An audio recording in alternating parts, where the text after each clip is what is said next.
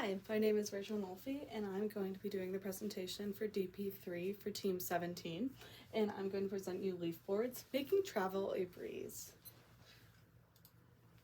So basically, starting with our presentation layout, I'm setting it into 4 different categories just to make it a little bit easier for us to understand what I'm giving you.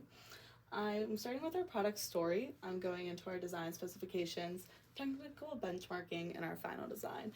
DP3 is mainly made up of these 2 components, so I'm not going to specialize too much into these 2 parts. So just for some clarification, these 2 were covered more in DP1 and 2. So our product story, our mission statement to our customer is to provide a more efficient skateboard design to utilize ease of transportation. Basically, if you've ever skateboarded before, it's sometimes difficult to carry your board around on campus. Sometimes it's heavy, sometimes it's luggage, sometimes you have books to worry about. So making a design that was a little bit more utilizable for our customer to transport from class to class or room to room, and being able to put it in a backpack and not just shove it under a desk and have it as a trip hazard or something. And that's basically what our product story was. And we were inspired by leaf designs that are used in tables for kitchens to make them longer or smaller. So basically, starting with our customer profile and these specifications to create an easily transportable skateboard. So basically, we did multiple interviews with different candidates who use skateboarding or other transportation methods around Virginia Tech's campus to get to class and get to other places around Blacksburg, and basically just looking at from these interviews what we were able to establish as our needs that we need to have for our skateboard. Looking at it, there's a few different types of ways that our skateboard needs to be suitable for our customer, and we were able to look at that through our interviews. And that's what our specifications for our design came into. We have 5 different categories, and they have different levels of importance. Our most important variable is our durability, easy to transport, smoothness, speed, and bulk. And basically what those all mean, bulk means that the components of the skateboard are readily available, that you're going to be able to get any piece from anywhere. And that was something that we thought was more important, and that's why we contributed that in there. It wasn't as important to our customer, but that's something that I think is very important to have. Speed and smoothness are basically just technical parts of what components are going to be a part of this ride, and just making sure that we're using good bearings, that we have good trucks, and that the board is structurally sound before it's ever sent out to a market. And easy to transport, that's our leaf design, making sure that it is able to be transported from classroom to classroom, and that our different designs that we'll be looking at through our specifications later in the presentation, that it's easily transportable. And then it's durable. If you're going to be riding something, you want something that's going to be able to take anything that you give it. And that's what we were able to come up with from our customer interviews. So our design specifications that we got from our concept generation exercise, as you can see here, we have our poster that my team all worked on together, and it looks at different subfunctions and where they overlap with one another. So we have subfunction 1, which is our packing mechanism, subfunction 2, locking mechanisms, and subsection 3, which is our transportation. So basically looking at that, we have these 3 and 4 for all of them, and those overlap in different ways for how we're going to get our final design. We looked at these different types and saw what was most important to us, what was going to establish those customer needs, and our different levels for that as we wanted later. So looking at that, that's how we're able to get with our final design. So our final design utilizes 3 components. It utilizes rails, which are going to be able to go inside one another to be able to shorten the skateboard into 2/3 its original size, making it easy to carry and for the leaf to be able to be put in a backpack, as could the skateboard theoretically if you had it to a larger backpack or something that you had enough space for it. And then how this locking mechanism will be done by latches. And these latches are going to be able to hold it down in place and make sure that the leaf is structurally sound inside the skateboard.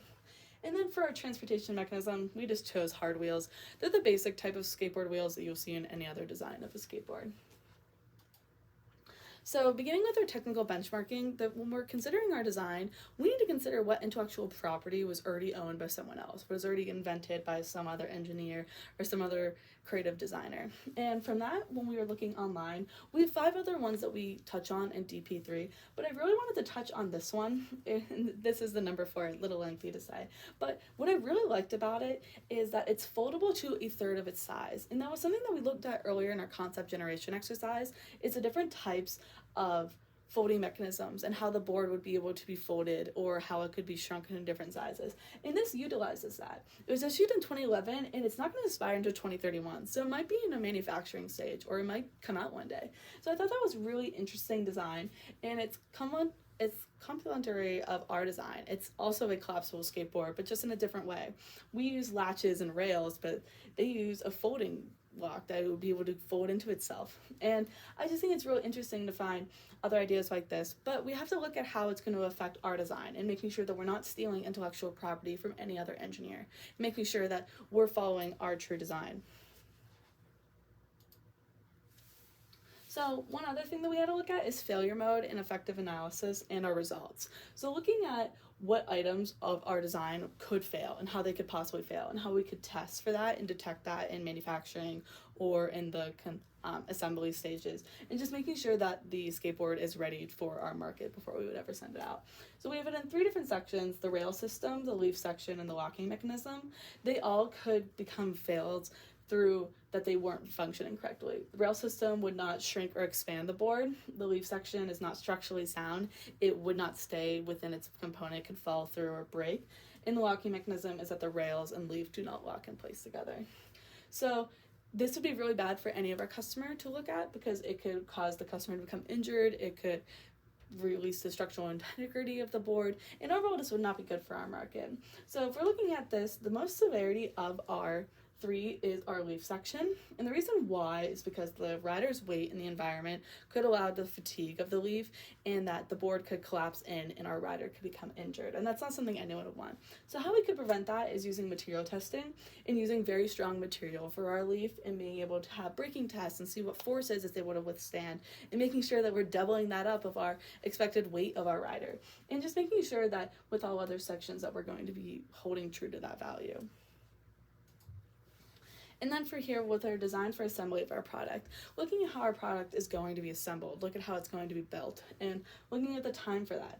Since a lot of our components are bought from outside suppliers, as we were saying earlier with our customer needs, we want something that has bulk. We want something that is able to be bought from manufacturers. At the moment, we don't have the patents or intellectual property to design trucks or bearings or skateboard wheels or skateboard decks. That's not exactly what we're doing. We wanted to build on the innovation of the skateboard industry and make a design that was collapsible and was easily transportable, as we said in our mission statement. So from here, we are all going to be using components that are bought from outside suppliers. So basically you have your parts components, you align them, you secure everything, and you go through these 9 steps.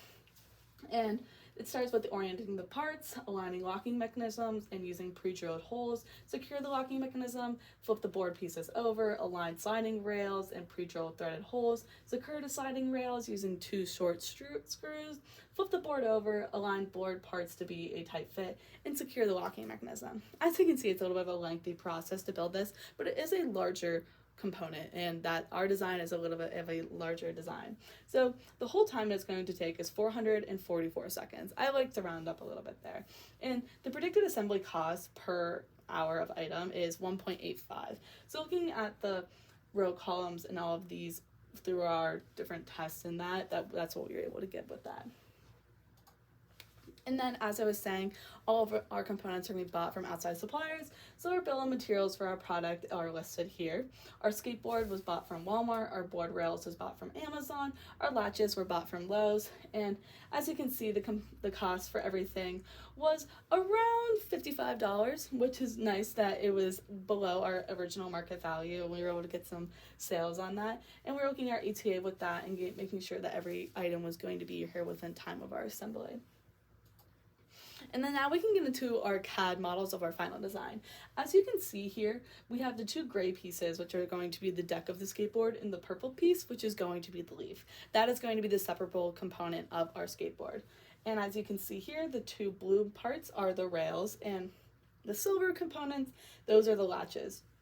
Our design changes a little bit in our physical mock-up of our design, as you're going to see on the next slide. I just want to say that our 3D modeling of our CAD model was done before we bought components, and some components came a little bit larger than we anticipated. So that's why that when you look at the next slide, it's a little bit different than our original CAD design, but does not stray away from our original idea. So as you can see here, we have our locking components, we have our rail design right here, and that's how the board is going to be shrink within itself, and it's going to move back and forth.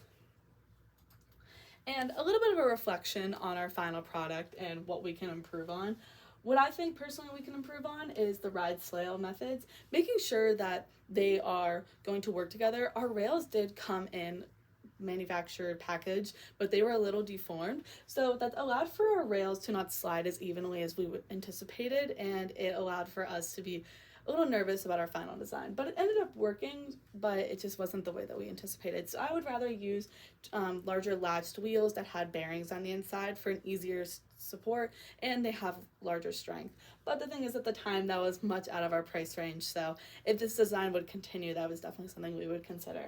And then the structural integrity of the leaf, making sure that we use a very good material, making it have support systems, making it have a little bit more of a lip underneath of the deck there so that it can fit exactly into it. That was something that we didn't consider into our final mock-up, but that's what the final mock-up is meant to do. It's meant for us to improve.